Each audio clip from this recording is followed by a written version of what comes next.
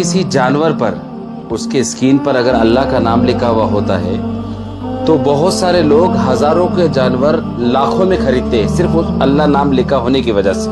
بکرا ہو یا کوئی اور دوسرا جانور ہو، اگر اس پہ اللہ لکھا ہوا ہو قدرتی اس کے چمڑے پر، تو لوگ ہزاروں کا جانور لاکھوں میں خریدتے ہیں. ان سب سے میرا ایک سوال ہے کہ جو پورا قرآن، اللہ کے پورا نام، اللہ کا پورا قرآن اپنے سینے میں لے کر دن میں 5 وقت آپ کو نماز پڑھاتے ہیں اور آپ کے بچوں کو علم دین سکھاتے ہیں، یعنی علماء کرام، ائمہ کرام، ان لوگوں کی تنخواہ آپ کیا دیتے ہیں؟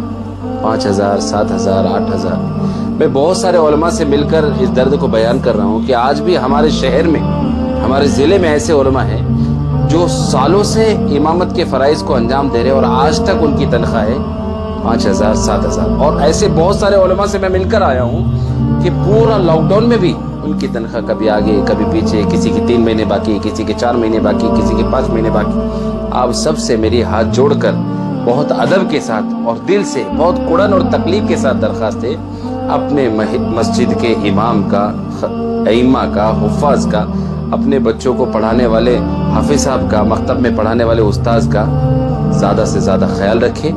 آج کے اس مہنگائی کے دور میں اور کورونا کی اس مہاماری میں 5,000، 7,000 میں ان کا گھر چلنا بہت زیادہ مشکل ہے، بہت زیادہ مشکل ہے. گھر کے اخراجات کو ہم میں سے ہر ایک کوئی جانتا ہے. خصوصی اپنے مسجد کے اماموں کا خیال رکھیں، ان کی دعائیں لیں، ان کی تکلیف میں، ان کے دکھ میں، ان کے درد میں ان کے کندھے سے کندھا ملا کر آگے بڑھانے کی ان کو کوشش کریں اور ان کی دعا لیں. اللہ کی ذات سے امید ہے کہ اس کا بہت سارا فائدہ اللہ ہمیں ہی نہیں، ہماری آنے والی نسلوں کو پہنچائے گا. اتنا کہہ کر میں اپنی بات کو ختم کرتا ہوں. السلام علیکم. ویڈیو اگر پسند آئی ہو تو برائے کرم لائک اور شیئر کیجیے. مزید اس طرح کی ویڈیوز دیکھنے کے لیے چینل کو سبسکرائب فرما لیجیے. شکریہ، کرم، مہربانی ہے.